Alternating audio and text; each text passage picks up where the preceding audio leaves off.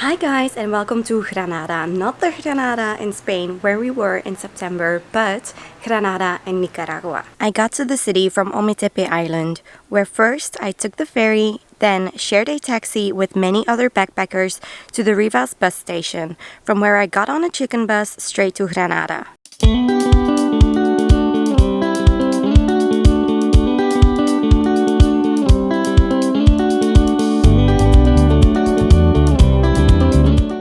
This is one of the two most popular colonial cities, and the first thing I did when I got here was go on a free walking tour. Granada is Nicaragua's oldest town. It is historically one of Nicaragua's most important cities, economically and politically. The rich colonial heritage can be seen in the architecture throughout the city center. It was the first European city in mainland America. For many years, Granada and our next stop, León, fought to be the dominant city. Eventually, Managua, a city halfway between these cities, was crowned the capital as a compromise. Here and there, you can find remnants of the indigenous people, and you can visit many churches.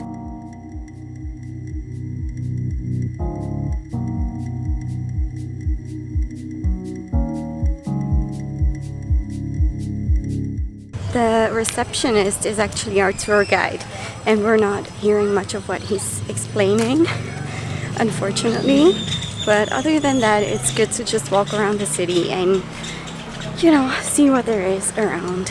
My favorite stop along the tour was the Iglesia Nuestra Señora de la Mercedes. You can climb up the bell tower for a small fee to watch the sunset over the colorful city.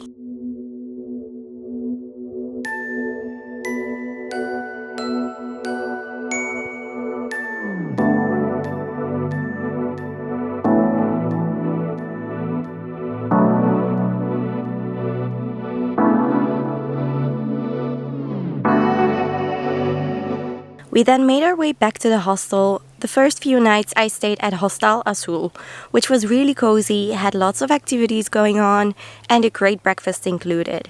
The last few days I stayed at De Boca en Boca, an even cozier and better equipped hostel, probably the best one in Granada.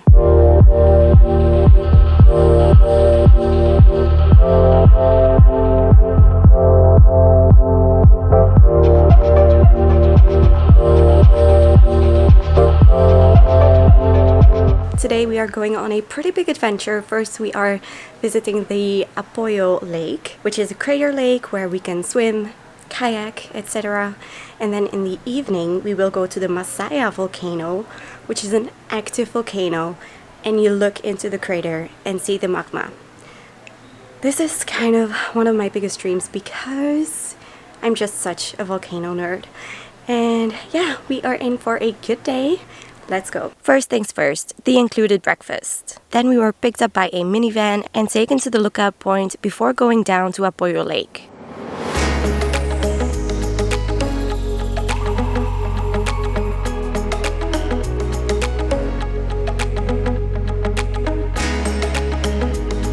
We have made it to Apoyo Lake, right here, and I've come and sat like underneath the trees in the shade because yes, there's some chairs there, but they are in the full-on sun, and yeah, I already know that that's not gonna end well. You basically buy a day pass here at Paradiso Hostel, and you can make use of the kayaks, there's some floats, the chairs, and I guess we're also gonna have lunch here at the restaurant, which is not included, but I mean, this was $14, I think, with transportation and the day pass included, so that's pretty nice. It is now about 11 a.m. and we are staying here until 4. And at 4 I am being picked up and taken to the Masaya Volcano. I relaxed for a while, had a huge yummy fish and chips lunch, went for a dip, and at 4 a taxi took us to the main road where we got in another minivan. A bit confusing, but we made it to the park. I was in awe driving through the lava fields to the crater as the sun was setting. The parking lot is literally at the rim of the volcano. We glanced into the crater, but since it wasn't dark yet, we could only see smoke. So first we hiked to the highest point of the neighboring crater to get a great overview of the surroundings and the other different craters as the sun set below the horizon.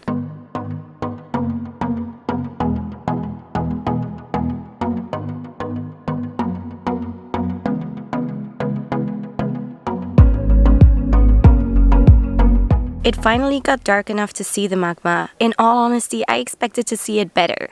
You really had to stand on the platform and stretch over the edge to see the magma at about 500 meters distance. It does make it safer, of course. It didn't last long, we only spent 1 hour in total at the volcano, but still I thought it was so damn cool to see the bubbling lava. That was so cool. One of the most unique things I have ever done. Like, we could properly see the lava right down there. I did think we would see it from a bit closer, but I guess for safety reasons it's good that it wasn't too close. And now I am on my way back to the hostel. Today we are going on a boat tour of the Isletas. These are the little islets around Granada. They were created initially by the volcano that spewed out this lava and rocks, and they became these islands that we are now going to visit by boat, and we are at the right time for the sunset. We were picked up at the hostel and taken to the boat.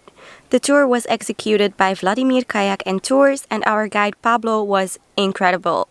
On top of this, me and my friend had the boat all to ourselves. We set off to explore the little islands, and right away I was shocked at how quiet the boat was.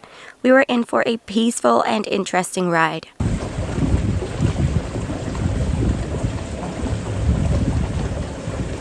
With the infamous Masaya volcano in the background that created these 365 islets. As many as days in the year, they say. We started spotting the first birds and even monkeys.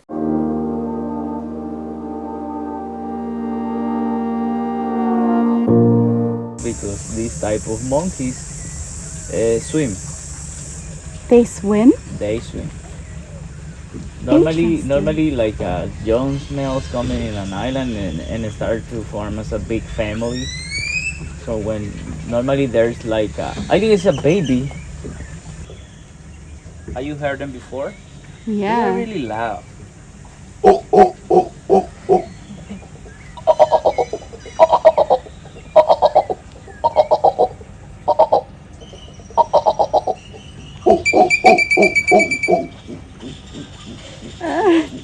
That is funny, I know. Then we passed some vacation homes of the richest Nicaraguans and arrived at Isla San Pablo. Here we visited the old fortress that was used as a lookout for pirates. Look at how many teeth they have.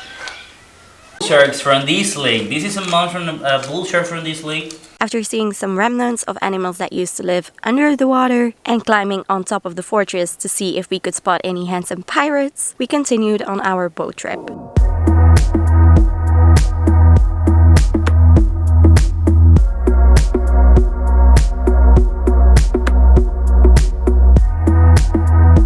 After seeing many more birds, we even saw these tiny, well-camouflaged bats. Can you see them? Pablo was the best guide ever. Every question we had, he knew the correct answer to. Whether it was about the birds or the plants, his explanations in English were simply great. Seeds. Oh yeah, with the seeds inside.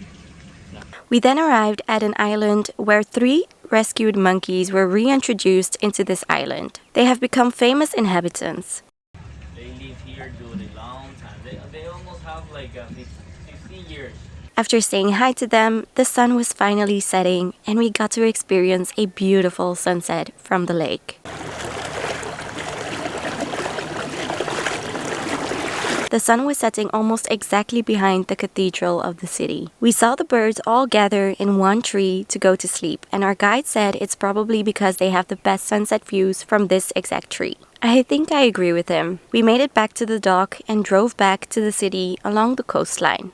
Every Friday night from Granada, backpackers get on a chicken bus to the party of the week. The party is organized at the Treehouse. We arrived along with the ice and then transferred onto a pickup truck for the last bit uphill. The shuttle is included in your ticket and most take the earliest one so they can see the sunset from the Treehouse. Once we got there, we had to conquer a lot of steps to finally make it to the Treehouse. The drinks are cheap, you can get your face painted or even get a tattoo at the on-site tattoo shop. This was a great place to hang out and socialize.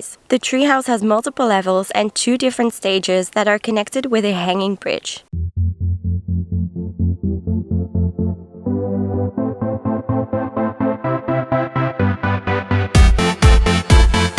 We had too much fun, which I really regretted the next day. My two favorite restaurants in the city are located next to each other. The first one is Garden Cafe, which you'll never guess is a cafe with a lovely garden, and even a little shop with food and souvenirs. Across from it is Pita Pita, which serves Mediterranean food, and I went back here even 2 nights in a row. It's incredible and cheap.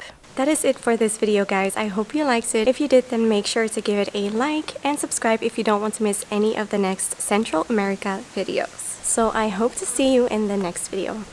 Bye!